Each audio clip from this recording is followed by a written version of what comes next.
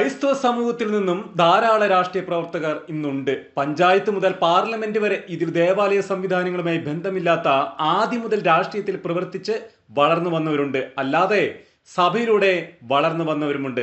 രണ്ടാമത്തെ കൂട്ടരിൽ ചിലരെ കുറിച്ചാണ് ഞാൻ ഈ പറഞ്ഞു വരുന്നത്. കേരളത്തിൽ അങ്ങോളം ഇങ്ങോളം എനിക്ക് പല യുവജന പ്രവർത്തകരെ പരിചയമുണ്ട്.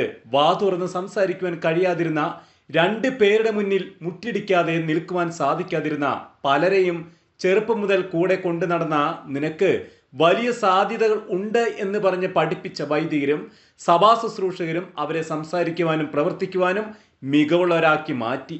ഓരോരോ വേദികളിൽ കൊണ്ടുപോയി ഇരുത്തി വൈദികരുടെ പിൻബലത്തിൽ വലിയ ജനസഞ്ചയങ്ങൾക്ക് പരിചയപ്പെടുത്തി അവരെ വലിയവരുമാക്കി, അവരെ സഭയുടെ പിന്തുണയുള്ളവർ എന്ന പരിവേഷത്തിലെത്തിച്ചു. ഒടുവിൽ ലഭിച്ച രാഷ്ട്രീയത്തിന്റെ വിവിധ ചുവടുകൾ കയറുവാൻ ഈ കരുത്തുറ്റ പിൻബലം അവർക്ക് സഹായകമായിരുന്നു. സഭ എന്തിനാണ് ഇതൊക്കെ ചെയ്തത്? ചെറുപ്പം മുതൽ ഞാൻ കേട്ട ഒരു ക്ലാസ്സിലും വർഗീയത സഭയിൽ ആരും പ്രസംഗിച്ച് കേട്ടിട്ടില്ല കേട്ടോ. നമ്മുടെ അവകാശങ്ങൾ നിഷേധിക്കപ്പെടുമ്പോൾ അരുതെന്ന് വിളിച്ചു പറയാനാണ് വൈദികർ പഠിപ്പിച്ച് കേട്ടത്. മറ്റുള്ളവരുടെ അവകാശങ്ങൾ നമുക്ക് കവരാം എന്ന് പറഞ്ഞു കേട്ടിട്ടില്ല. മറ്റുള്ളവർക്ക് വേണ്ടിയും ജാതിയോ മതമോ നോക്കാതെ പോരാടണം എന്ന് പറഞ്ഞു കേട്ടിട്ടുണ്ട്. സഭയുടെ കാഴ്ചപ്പാട് എന്താണ് എന്ന് കൃത്യമായി അറിഞ്ഞാണ് ഇവരെല്ലാം വളർന്നു വന്നതും.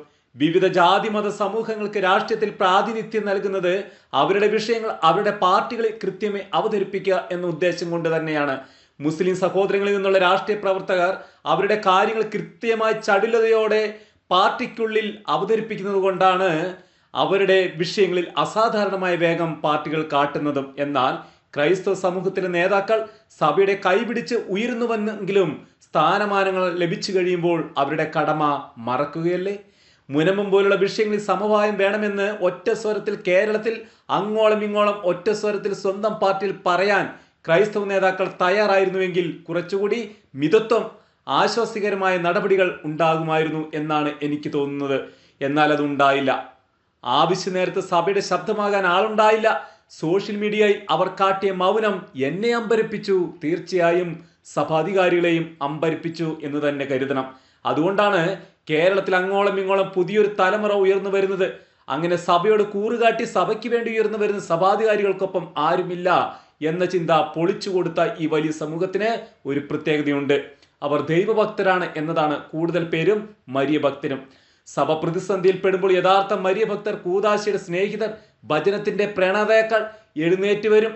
എന്നാൽ വർഗപഞ്ചകരായ രാഷ്ട്രീയ പ്രവർത്തകരാവട്ടെ ഭക്തിയുടെ മൂടുപടമുള്ളവരും ക്രിസ്തുവിന്റെ സാക്ഷിയായും ആരാധകനായും പരസ്യമായി സാക്ഷ്യപ്പെടുത്തുവാൻ മടിയുള്ളവരും ആയിരിക്കും. അത് പള്ളിയിൽ കൈകൂപ്പാനും മുട്ടുകുത്താനും പരസ്യമായി ജപമാല കൈകളിലേന്തി പ്രാർത്ഥിക്കുവാനും മടിയുള്ളവരായിരിക്കും.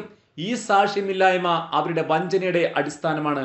എന്നാൽ പ്രതിസന്ധി ഘട്ടത്തിൽ ഓടിക്കൂടുന്നവരുടെ കയ്യിൽ ജപമാലയും മുട്ടിലെ തഴമ്പും കാണും. അതിനാൽ സഭാധികാരികളോട് എൻ്റെ ഒരു അഭ്യർത്ഥന, രാഷ്ട്രീയ പാർട്ടി വേണമോ വേണ്ടയോ അതൊക്കെ പിതാക്കന്മാരിലൂടെ ദൈവം കൃത്യമായ തീരുമാനത്തിലെത്തും. പക്ഷേ ദൈവാരാധകനല്ലാത്ത ക്രിസ്തു എന്ന ദൈവപുത്രന്റെ സാക്ഷിയാകാൻ ആവേശമില്ലാത്ത ഒരാളും നിങ്ങളുടെ കൈപിടിച്ച് ഇനി രാഷ്ട്രീയ സാമൂഹ്യ മണ്ഡലങ്ങളിൽ സഭയെ പ്രതിനിധീകരിക്കുവാൻ അനുവദിക്കരുത്. യുവാക്കളിൽ രാഷ്ട്രീയ പ്രവർത്തകരാകാൻ ദൈവവിളി ലഭിച്ചവരെ പൗരോഹിത്യത്തിന് ഒരുക്കുന്ന സൂക്ഷ്മതയോടെയും അവധാനതയോടെയും വളർത്തിക്കൊണ്ടുവരണം. നിന്റെ പദവികൾ നഷ്ടമാകുമെന്ന അവസ്ഥ വന്നാൽ നീ നിന്റെ സമുദായത്തെ ഒറ്റുകൊടുക്കുമോ എന്ന് 100 വട്ടം അവനോട് ചോദിക്കണം. സ്വത്വബോധമുള്ളവരായി നമ്മൾ വളർത്തുന്നവർ ഒരിക്കലും വർഗീയവാദികളാവുകയില്ല. അതേസമയം വർഗീയവാദത്തിന്റെ ഇരകളാകാൻ നിന്നുകൊടുക്കുകയുമില്ല. വിവിധ രാഷ്ട്രീയ പാർട്ടികൾ വിശ്വാസികളുമായി നേരിട്ട് സംസാരിക്കൂ എന്ന് പറയുന്നതിൽ വലിയ അപകടം പതിയിരിക്കുന്നുണ്ട്. അവരുടെ ലക്ഷ്യം ഇടയനിൽ നിന്ന് ചിതറിച്ച് ആടുകളെ നശിപ്പിക്കുക എന്നതാണ്. യേശു സ്ഥാപിച്ചതാണ് സഭയും സഭാ സംവിധാനങ്ങളും എന്നറിയാത്തവർ അവരുടെ കെണിയിൽപ്പെടും. ക്രൈസ്തവന് രാഷ്ട്രീയം ഒരു ദൈവനിയോഗമായ വരൂ എന്ന് അറിയാത്തവനും നിയോഗം തിരിച്ചറിയാതെ മനുഷ്യർ മുന്നിൽ പതറും. രാത്രിയിൽ പരിസരമായി ഗൂഢാലോചന നടത്താൻ അവർ കാണിക്കുന്ന 30 വെള്ളിക്കാശിൽ കണ്ണ് മഞ്ഞളിക്കാൻ കൂട്ടം വിട്ടുപോകും.